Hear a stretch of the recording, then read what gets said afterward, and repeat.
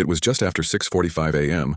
on a warm August morning when WDBJ-TV, a local CBS affiliate in Roanoke, aired a live segment from Bridgewater Plaza. Reporter Allison Parker, 24, and cameraman Adam Ward, 27, were conducting an interview with the director of a local chamber of commerce. The broadcast was routine, a light piece about tourism. Midway through the interview, loud pops rang out. The camera tumbled and screams pierced the live feed. Then static. Within minutes, panic spread through newsrooms and homes across Virginia and beyond. Viewers had just witnessed a double homicide live on television. At first, the station cut back to the studio where the anchor, stunned, tried to make sense of what happened. Meanwhile, first responders rushed to the scene. Both Allison and Adam were pronounced dead at the scene. The interviewee, Vicky Gardner, was wounded but survived after emergency surgery. Police began immediate lockdowns.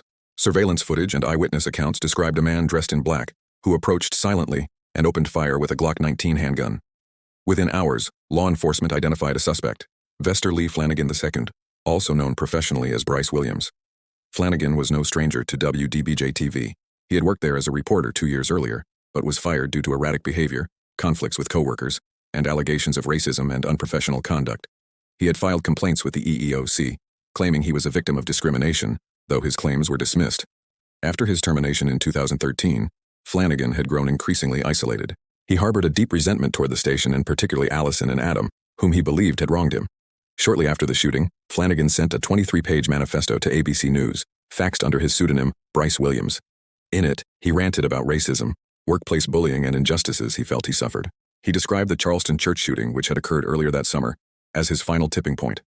The manifesto included this chilling line: "What sent me over the top was the church shooting, and my hollow point bullets have the victim's initials on them."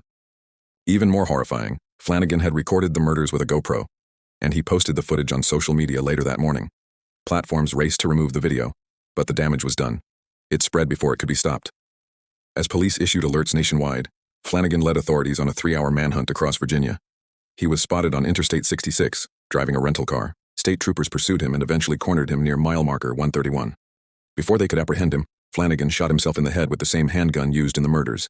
He was rushed to the hospital, where he died a few hours later. The incident sparked a wave of discussions about violence against journalists, workplace revenge, and the role of social media in amplifying horror. It was one of the first widely shared murder videos uploaded directly by the killer, prompting social media platforms to reevaluate their content moderation policies. WDBJ-TV held a memorial broadcast for Allison and Adam, who were both described as rising stars in journalism.